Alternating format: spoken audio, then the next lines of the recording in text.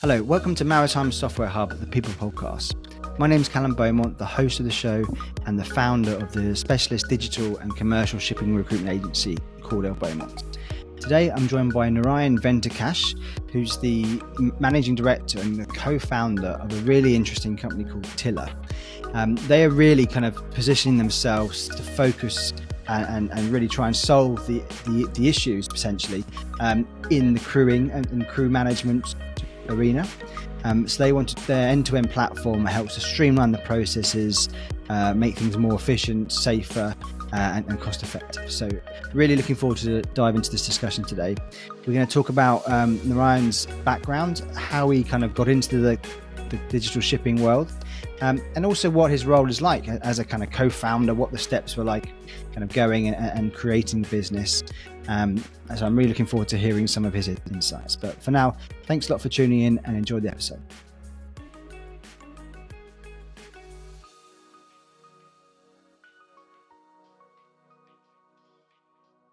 Hi, Narayan. Welcome to the show. Thanks a lot, Callum. Glad to be here. Very excited to speak to you. You're very welcome. I really enjoyed our previous conversation we've had, and obviously the running up to the show. So welcome, and really excited to learn about your background and also Tilla, the company that you will be talking about today. So welcome. Amazing. Yeah. Pleasure. Good. Okay. So can you, for obviously people that may not know you and may not know your background, can you give us a quick overview of who you are and kind of what your day-to-day role is at the moment? Absolutely. So my name is Narayan. I'm originally from India, now currently in Munich, Germany, and I'm one of the co-founders of Tilla, and we're focused on really being the most modern end-to-end platform for managing crew changes. And it's been 2.5 years building and developing and growing Tilla. So it's been a very exciting journey. Excellent. And now your day-to-day at the moment, I mean, we'll get on a bit more to this a little bit later in the discussion, but I imagine you're very, very busy with a whole range of different projects that you're working on at the moment. Absolutely. So currently I focus largely on sales, marketing, and design and analytics. So with my other co-founder, we sort of have a spread of responsibilities that we're covering. But the good thing about having another co-founder is we are easily able to just cover for each other. So it definitely gives us a little bit of flexibility in how we manage.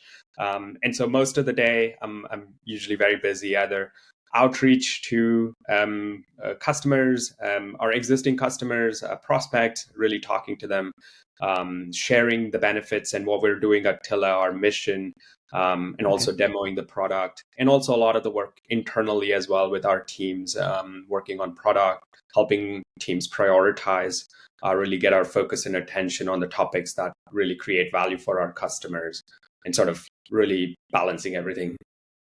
Very busy then, it sounds like. Yeah. Yeah. Great. Good. Well, I mean, obviously we'd love to learn a bit more about Tilla as a solution. So can you give a bit more of an overview about the kind of the company and the offering that you provide? Absolutely. So with Tilla, I'll just maybe even just start one step before. So just to sort of highlight where we're focused on, as crewing might be slightly newer to even folks within shipping. And I always use a traditional industry example to sort of highlight what maritime and shipping does. So in a very traditional industry, once the HR department awards a contract to an employee, then it's up to the employee how they come into work or to the office and then go back home. With maritime industry, the crewing or the HR department has a unique responsibility where they have to really think about how they bring the employees, in this case seafarers, to the place of work, which is the vessels. Because the vessels are constantly in motion. It's hard to tell where the vessel would be at a certain point when the employment begins. And also gone are the days when you would hire local hands. So if a vessel were to call Venice, then you would hire Venetians in the past, but no more.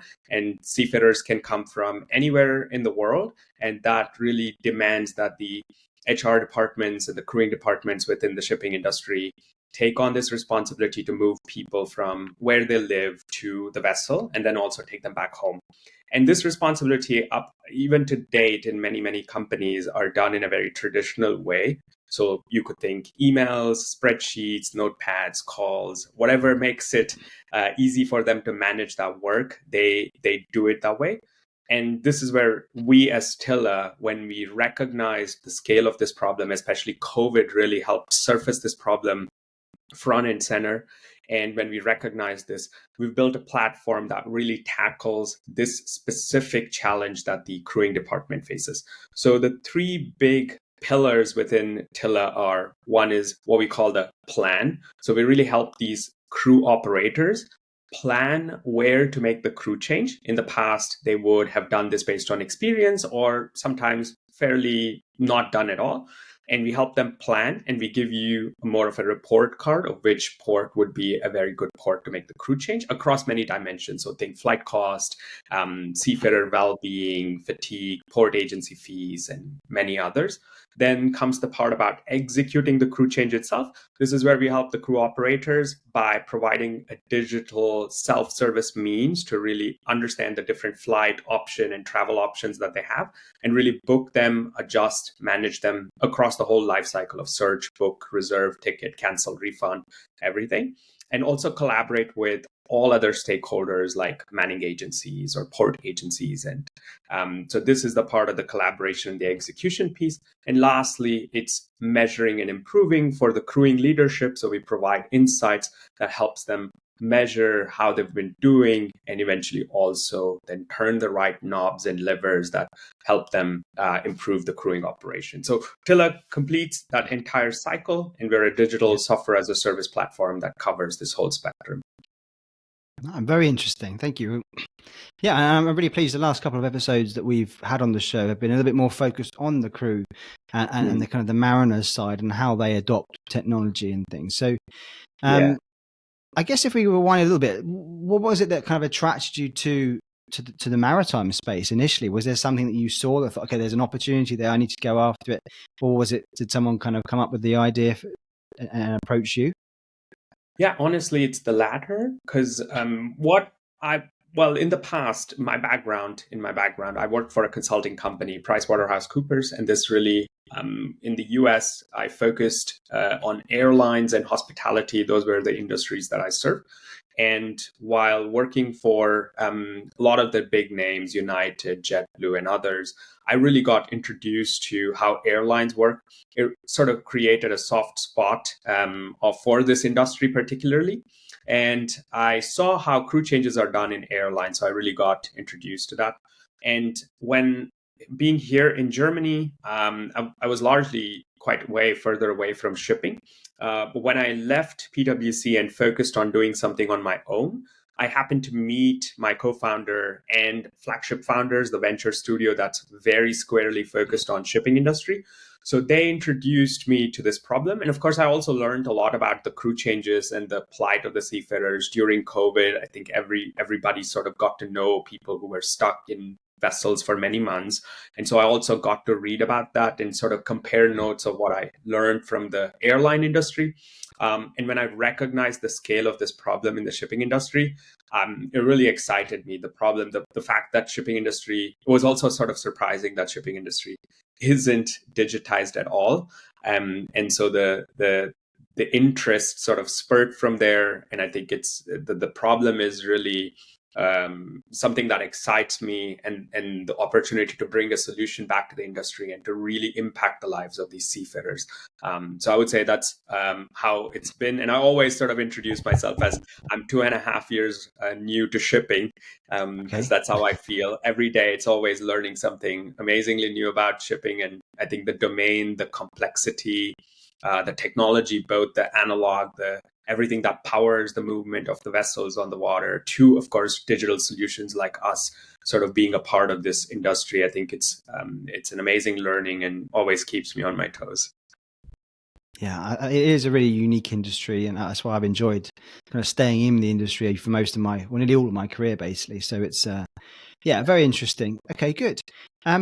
And I guess obviously a lot of your time, I imagine, and your team's time is speaking to the mariners themselves. So when you, I mean, is that right? Do you spend a portion of your time collecting their kind of insights about how their kind of opinion on how technology is at the moment, how your solutions could help them? Is that part of the process? Yeah, we're not that close to the seafarers or the mariners themselves today. We're more closer to the onshore folks, especially in the crewing departments. Okay. And in the future, we do hope, because we are very squarely in the part where the flight tickets and other travel arrangements are made, we could also share that and bring some value back into the hands of the seafarers. We're continually working or speaking to other startups and spaces, and of course we're also interested to really make sure that we really deliver value back into that side of the equation as well. But today it's squarely focused on the shipping industries and onshore staff themselves. Yeah, so kind of, I guess, more B2B at the moment, I guess, Yeah, in that sense. No, okay, great. yeah. And I guess from your 2.5 years, how do you think kind of technology has kind of been impacting kind of crew on board vessels from what you've seen in this sort of short space of time?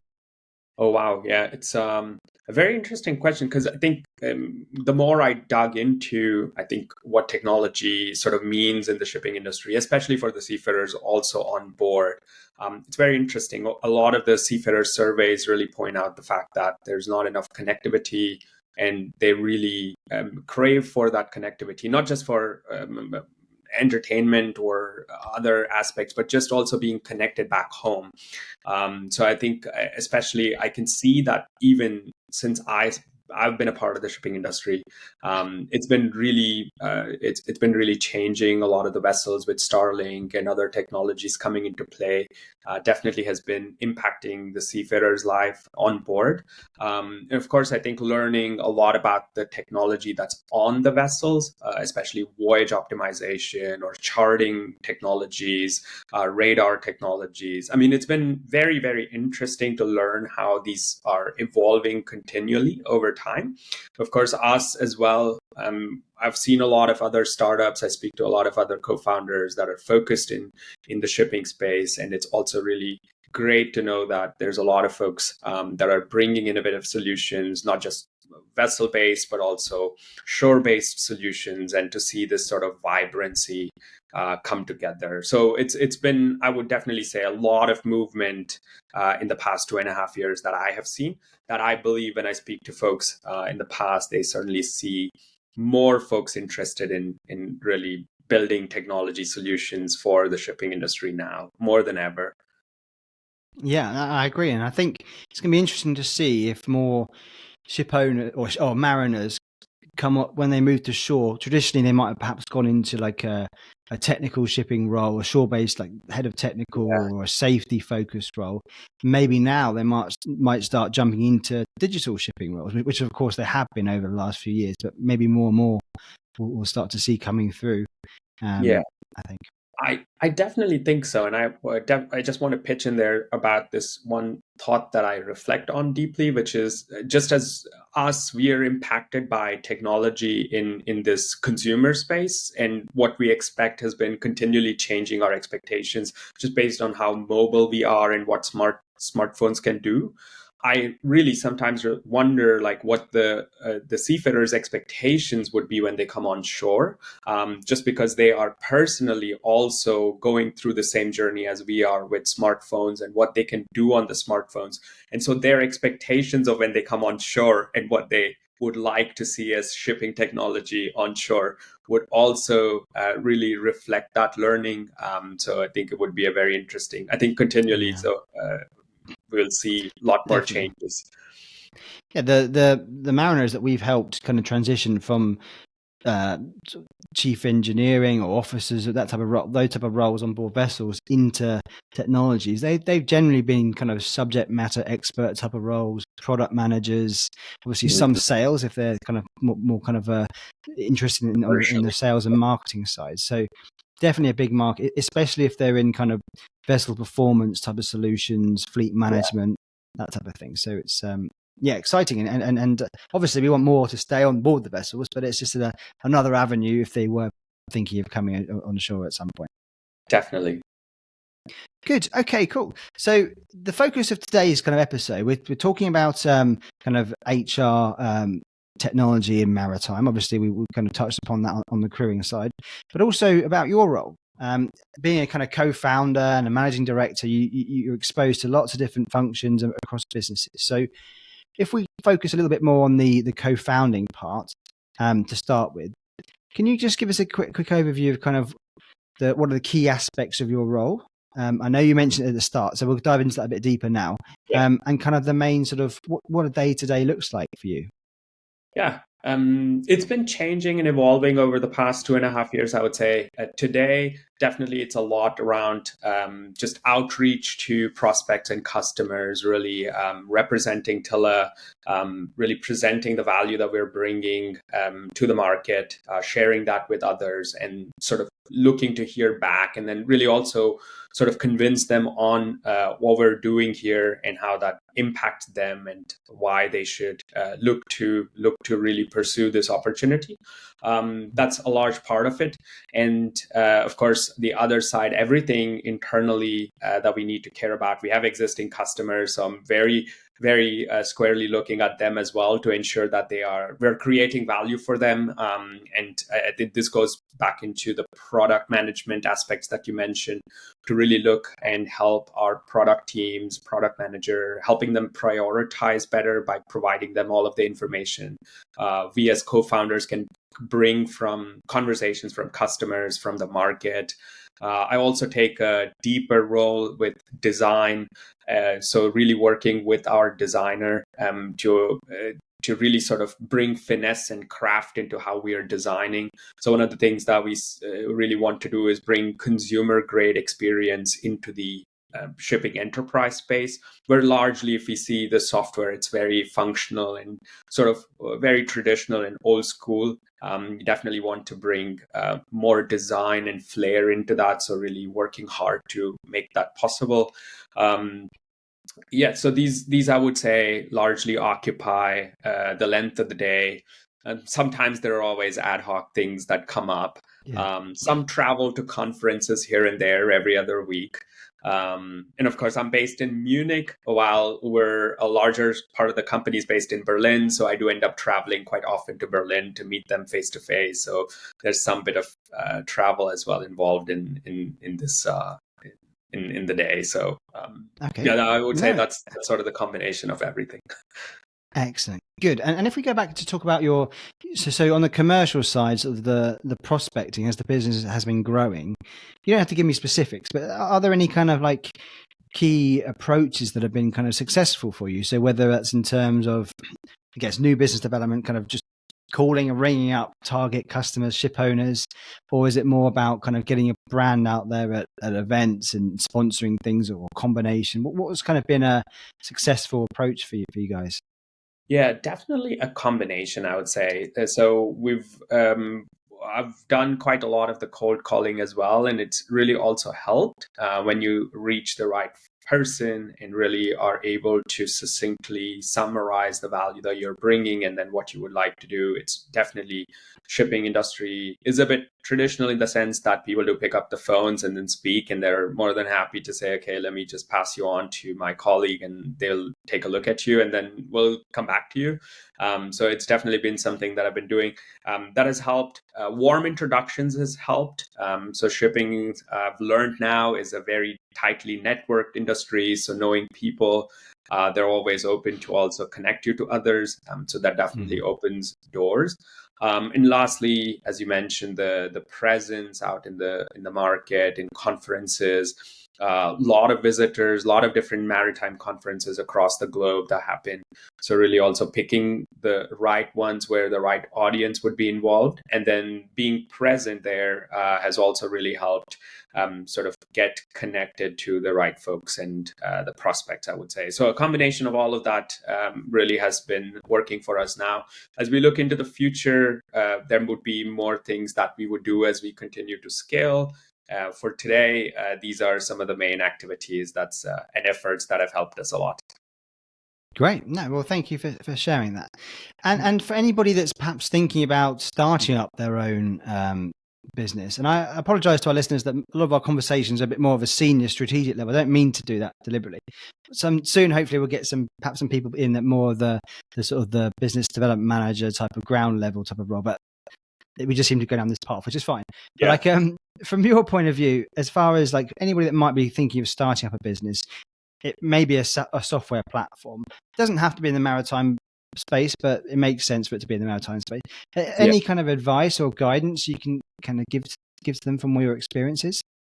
Yeah, I think definitely if we pick the maritime space itself, I think a lot of it has to do with the complexity that comes from the shipping industry. I mean, it's thousands of years old, and it's got a lot of dense, I think, ways of working. The value chain is split between so many stakeholders.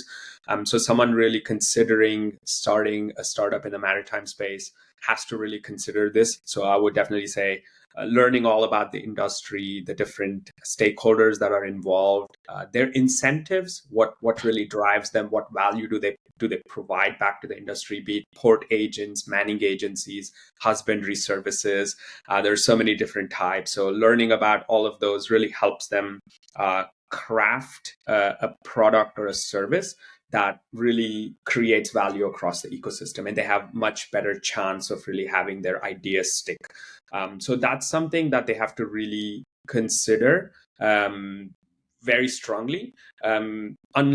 Maybe slightly different to other industries where the types of business models or how it's broken up is not as fragmented as shipping industry, or as vibrantly fragmented as the shipping industry. And this is above and beyond, I think, the general challenges that come in starting a startup anyway. But that said, in general, I definitely think in the common challenges that founders go through is really just finding that product market fit that everybody talks about, and just really crafting a solution that's really nice, understanding who is motivated to use it, what their pain points are. So really sort of delving deep, having that empathy to understand what the people do day in and day out, and then understanding that problem and the pain, and then translating that back into a product that really then alleviates that. I think that the part of that equation, they have to spend a lot of time thinking about it, and then testing some of their ideas, taking that feedback, and then really quickly circling back with let's say, a refined idea, and then moving that back into the hands of whoever they're targeting. And I think that sort of cycle, the faster they can do, I think that would be one of the biggest challenges an early startup would face in general. And then they just have to do it quick, just continue repeating and keep that positive spirit and the problem in focus, even with any amount of headwinds that they might face.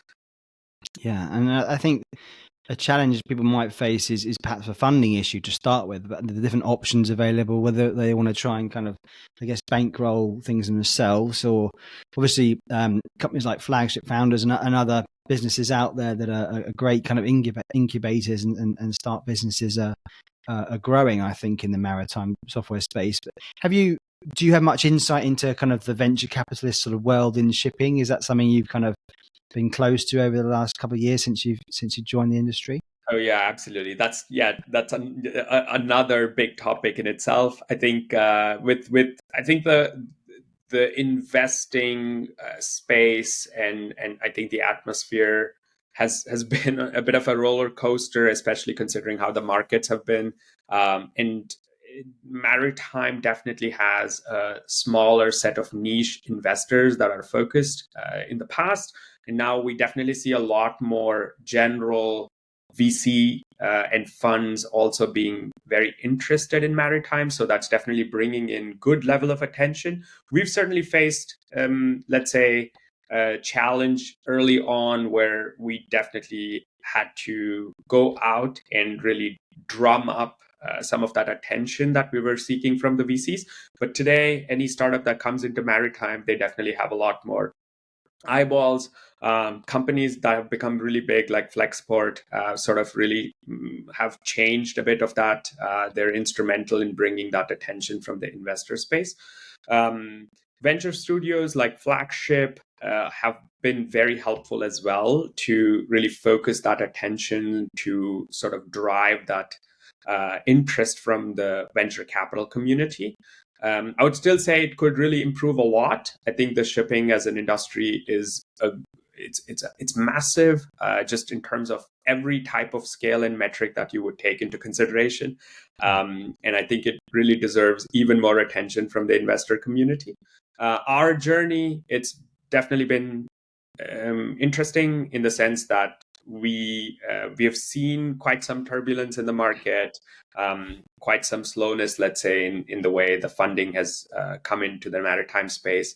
So it's been also a good amount of learning for us, and I think we just look forward to in the future more attention and more interest from the VC community.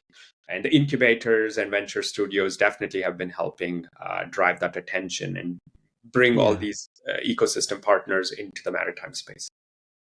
I'd say, from our point of view, when we're speaking to people within the industry that maybe have joined a company that is VC backed, we're seeing sometimes, obviously, if everything's going smoothly, fantastic, they'll stay with there and they'll probably be unlikely to speak to us. But like when they're perhaps thinking of making a move, these VC companies have come in, invested, and all of a sudden their targets are very different. Perhaps the internal structure might slightly adjust. So from your experience, putting you on the spot a bit here, but like what are the type of things that like an investor might kind of try and perhaps like implement or change when they're either investing in a sort of startup that's already kind of started? Are there any kind of types of kind of goals, whether it's to do with, I don't know, team expansion, global reach or something? Anything particular you can try and share that helps me as well for my own guidance, but also for our listeners? Absolutely. I mean, maybe this might be very generic, that people might find this information if they research it as well, but I'll just share this because I think it's probably good to sort of unpack this in this setting. So definitely there's one part I want to mention. In maritime, there's a lot of corporate venture capital. So especially the likes of Maersk and other Hapag-Lloyd, others have definitely their venture sites and investment strategies. So what they bring to the table is really the scale. They have the business and they have their heavyweights, and they can bring in a lot of domain knowledge, business right away to the startup. So that's something that's very strategic value. So you could sort of classify them as strategic investors with strategy in mind, with a goal in mind, and they'll definitely help the startups that they're supporting to craft their value, because they just bring that expertise and the business itself. When it comes to maritime focused VCs, definitely think they bring a lot of the capital, of course, and along with that, they bring the network. They bring, they're able to get the doors open for those startups, and they're able to help them get the early sort of firm footing that startups need in that mix. And then I would definitely say general purpose VCs. It largely depends how the VC is really structured. If they're very much sort of very capital sort of focused, then they would just very much just provide the capital. And it varies what other types of support they might be able to offer the startup. But there are certain other class of VCs that really want to bring that depth of knowledge and expertise into the mix, so that they have folks that are very operational. So they have operational teams that can help you with product, that can help you with sales, marketing, HR. So lots of these different functions they help. They are the pillar for the startup to lean on across their journey. I would say early stage to really a Series B, C, etc. So those are the VCs that really bring a higher level of operational support for the startups. So you do get a mix of let's say investors in the market. So depending on who you're working with, who you would like to work with, you can expect different types and varying diversity of, let's say, things that you would receive or hope to receive from them apart from capital itself. Yeah, and I guess their expectations of you, if you've taken on funding, could vary depending on their exposure to maritime, maybe their understanding of the nuances of the industry. Obviously, I'm sure they'll be very they've done their research, but I guess if they know the language of shipping and perhaps like the main players and how it is still a kind of a bit of a learning piece, I'd say, from getting the traditional shipping over to the digital side, I think is very much still I think a lot of the customers that we talk to, they're still very much kind of solution selling in a way, like telling their clients that, or advising their clients that this could do all this for you. And they may not even be aware that actually they had that problem and they could sort of solve it. So a lot of quite long sales cycles, particularly on the SaaS sort of side of things we see. So great. That's really interesting. Yeah. Cool. Okay. Thank you. So, before we kind of wrap things up, what I'd obviously love to know a bit more about yourself, if that's okay. We always ask our listeners a little bit about them. So, anything, any kind of hobbies that you like to kind of do in your spare time that perhaps people may not know about you? Yeah. No, I mean, maybe I'll also do a little bit of an introduction. So I feel like this is coming towards the end, but hopefully the listeners are able to at least get a little bit of a color about myself. So I'm originally from India.